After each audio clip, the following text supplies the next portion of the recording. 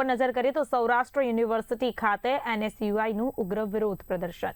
પરીક્ષા અને રિઝલ્ટ મુદ્દે વિદ્યાર્થીઓમાં ભારે રોષ. LLB સેમેસ્ટર 1નું 1 વર્ષ બાદ પણ પરિણામ નહીં. યુનિવર્સિટીમાં અંધેરી નગરી ગંડુ રાજા જેવી સ્થિતિ સર્જાઈ છે તેમ કહેવું છે નરેન્દ્ર સોલંકીનું. વર્ષો સુધી રિઝલ્ટ ન મળતા શિક્ષણની ગુણવત્તા પર પ્રશ્નો. 2011 થી 2018ના વિદ્યાર્થીઓને એક તક આપવા માંગ. ઉગ્ર સૂત્રોચ્ચાર સાથે NSUI દ્વારા આંદોલન કરવામાં આવ્યું. NSUIની પરિણામ બાબતે રજૂઆત હતી એ લો ફેકલ્ટી વિશેની હતી.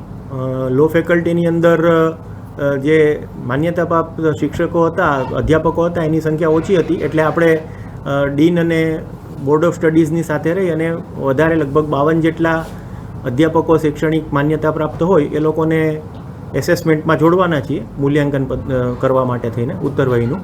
અને પરિણામ જે છે એ ટૂંક સમયની અંદર 1 મહિનાની અંદર જાહેર થાય એવું આયોજન યુનિવર્સિટીએ કર્યું છે.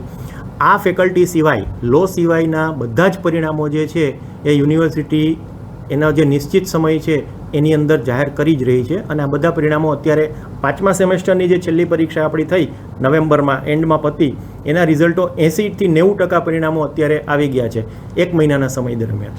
સાહેબ, NSI દ્વારા કહેવામાં આવ્યું છે કે 1 વર્ષ સુધી હજી રિઝલ્ટ નથી આવ્યું. શું હકીકત શું છે? મેં આગળ હમણાં કહ્યું જ દીધું છે આ વાત કે લો ફેકલ્ટીની અંદર જ માત્ર આ છે વાત, લિમિટેડ છે. બધા વિષયોની અંદર આ બધી ફેકલ્ટીમાં નથી, બધા પરિણામો આવી જ જાય છે.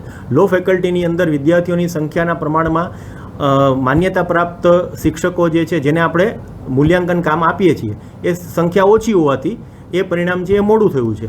તો એમાં વધારે અધ્યાપકોને, માન્યતા પ્રાપ્ત શિક્ષકોને આ કામમાં મૂલ્યાંકનના કામમાં જોડી અને આ તાત્કાલિક રિઝલ્ટ મળે એવી યોજના યુનિવર્સિટીએ કરી છે.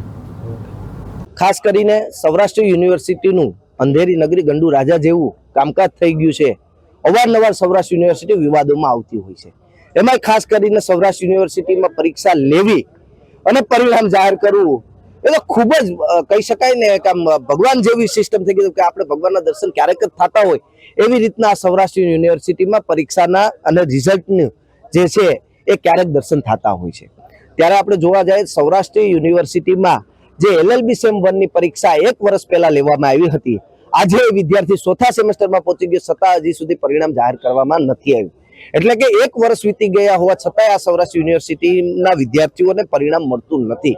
આ ક્યાંક ને ક્યાંક સૌરાષ્ટ્ર યુનિવર્સિટીના સત્તાધીશોની મોટી ફેલિયર હોય એવું અમે માનીએ છીએ. બીજો મુદ્દો છે અમારો કે જે 2011 થી લઈ અને 18 સુધીના વિદ્યાર્થીઓ કે જે 1-2 વિષય ફેલ હોવાના કારણે એક નવી વિશેષ તક યુનિવર્સિટી દ્વારા આપવામાં આવી હતી, એવી જ એક વિશેષ તક સૌરાષ્ટ્ર યુનિવર્સિટીના 2019ના એનરોલ થયેલા વિદ્યાર્થીઓને આપવામાં આવે, જેથી કરીને 1-2 વિષયમાં ફેલ વિદ્યાર્થીઓ પોતાનું ગ્રેજ્યુએશન અથવા તો માસ્ટર પૂર્ણ કરી શકે.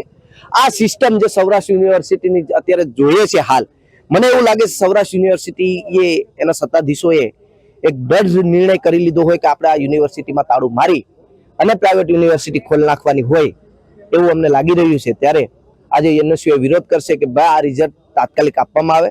જે બહારગામથી આવનારા વિદ્યાર્થીઓ છે તેનું કામ એ સ્પીડલી થાય એવી એક માંગ રહેશે અને 18ના 19ના વિદ્યાર્થીઓને એક તક આપવામાં આવે એવી માંગ સાથે આજે યુનિવર્સિટીના કુલપતિનો વિરોધ કરવાનો છે.